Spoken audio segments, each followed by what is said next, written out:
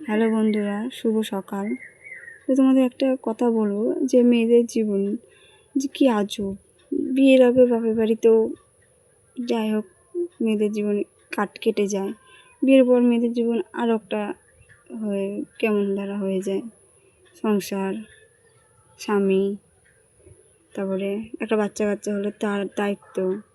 সে মেয়েদের জীবনটা কিরম একটা ওলটপালট। মেয়েদের কিছু ভালো না লাগলেও ভালো লাগাতে হবে, কেন তার সংসার আছে, ছোট ছেলে, তার দেখাশোনা, তার পড়াশোনা, তার খাওয়া দাওয়ার সব মেয়েদেরকেই করতে হবে, কেন তাদের এটা কর্তব্য, তো করতেই হবে। সো এটা আমরা সবাই মেনে নিয়েছি যে মেয়েদের এটা করতেই হবে। তো আজকে আমার শরীরটা বেশি ভালো নেই, তাও আস্তে আস্তে করে যাচ্ছি। তো এটাই বলতে চাইছি যে কিছু ভালো না লাগলেও না মেয়েদেরকে ভালো লাগাতেই হবে।